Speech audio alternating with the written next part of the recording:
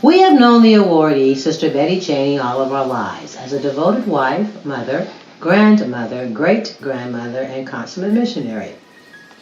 I'm presenting on behalf of my siblings, Denise, Cleo, Lloyd Jr., and Roy, the great-grands, and the Greater Cooper AME Zion and California annual conferences. What are the several of the accomplishments of Mrs. Chaney? First and foremost, Sister Chaney's role as a wife and mother. In an age where people believe that the ability to multitask is something new and unique, my mother's generation accomplished this without sacrificing their own identities or compromising their relationship with their husbands and children. My mother was a working woman like many of you.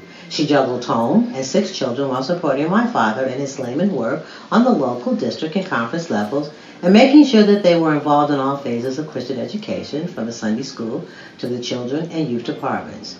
Mom was often the last one out of the house on Sunday mornings, often with the baby in tow.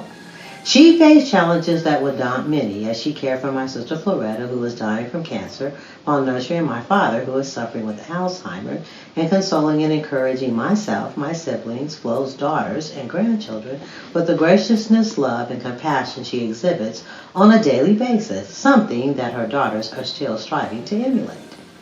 Once retired, she had the opportunity to pursue her own interests and ambitions, but she enthusiastically consented to babysit several of the grandchildren and great-grands who accompanied her and my dad to local and district meetings.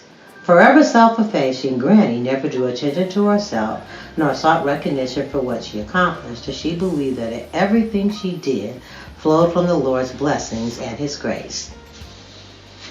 Mrs. Chaney has contributed in several ways through her tireless work with the missionary department and several ecumenical organizations.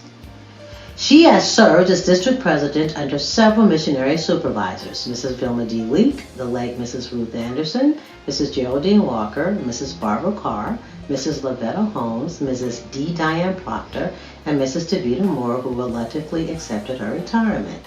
It was under the leadership of Mrs. Vilma D. Leake, who saw in Sister Chaney her potential and zeal for missionary work and placed her in the role of Black Members Chairperson. Sister Chaney's goal was to stole everyone in the Bay Cities District. She became Secretary of Supply under the leadership of the late Bishop and Mrs. Anderson, where she remained until she became District President under the late Bishop Carr and Mrs. Carr. The dynamic and phenomenal president she became resulted from her mentors and role model, the late Mrs. Cora Carson, the late E. Silas Jones, the late Ollie Callahan, and Mrs. Ida B. Francis.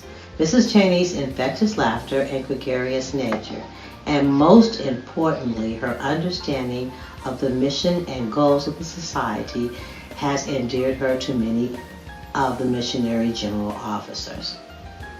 She is most deserving of this award for a number of reasons, as summed up in Proverbs.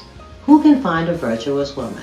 For her price is far above rubies, the heart of her husband does safely trust in her.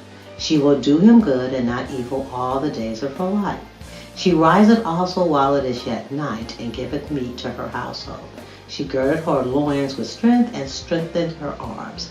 Her husband is known in the gates when he sitteth among the elders of the land. She opened her mouth with wisdom, and in her tongue is a law of kindness.